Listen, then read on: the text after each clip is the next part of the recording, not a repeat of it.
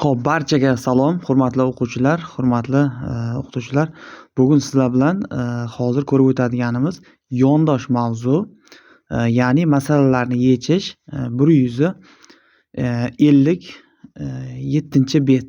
Xo'p, 57-betda ko'rib o'tadiganimiz misolimiz va 10 va mana bu 11 ni ko'rib o'tamiz. Hozir bu joyda birinchi nima qilamiz? Hozir nima qilishimiz kerakligini birinchi o'rinda hozir ko'rsatib o'tib ketamiz. Xo'p, 10-chi misolga keladigan bo'lsak, mana bu joyda hozir Xo'p, bundan foydalanadigan bo'lsak, xo'p, qarang. 10-chisida misol uchun mana 10-chida qarang, bu yerda aytayapti, vazifalarni birin-ketin bajarish kerak deyapti. Ya'ni mana bu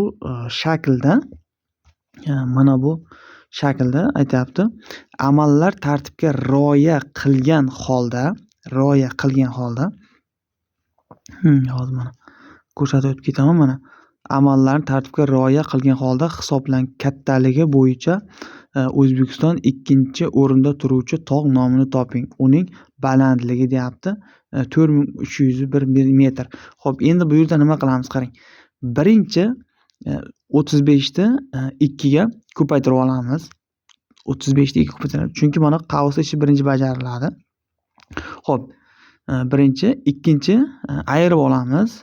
Xo'p, uchinchi 3 ni 17 ga ko'paytirib olamiz va to'rtinchi 100 dan chiqqan javobni ayirib olamiz va ikkala chiqqan javobni qo'shib olamiz.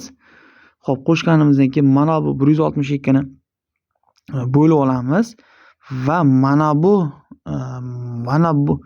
bundan bu ikkalasidan chiqib va qo'shib olgandan keyin mana bu 162 ni 9 ga bo'lgandan keyin mana bu chiqqan javobni ko'paytirib olamiz va общий chiqqanda 7 ga bo'lamiz. Buni men hozir ishlaganman. Hozir bu yechimda ham ko'rsatib o'tib ketaman sizlarga.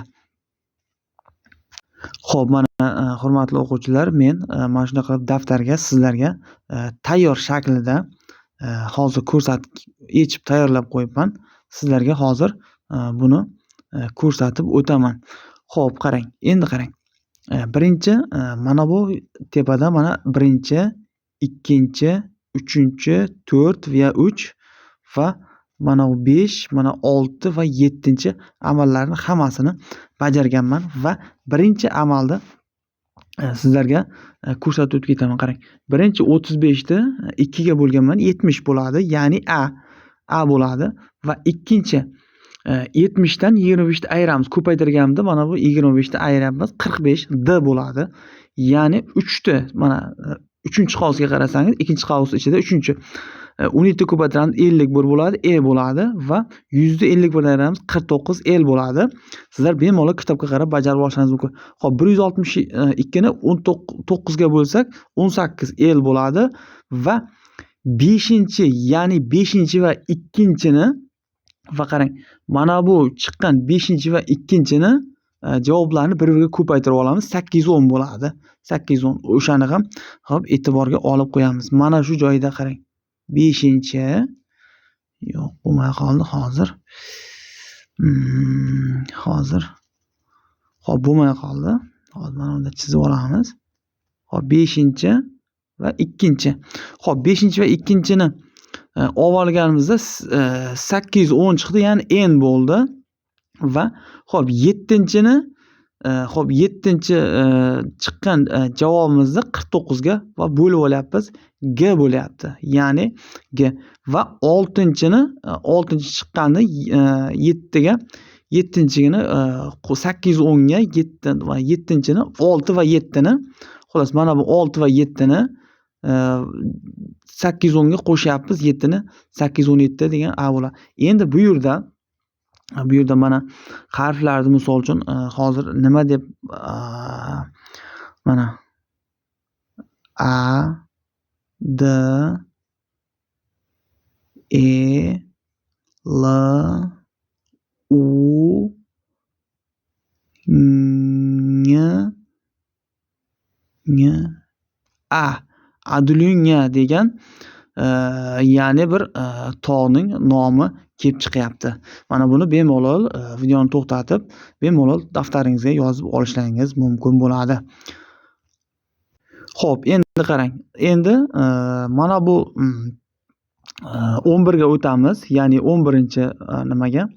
Qarang, aytyapti 24 nafar sayyoh safarga chiqdi. Uning har biri o'zi bilan termosda suv olgan. Ya'ni siz safarga chiqqanimizda 24 kishi, ular o'zimiz har birimiz termosda suv olganmiz. Ya'ni bundan sayyohlarning 3dan birida 500 mililitr.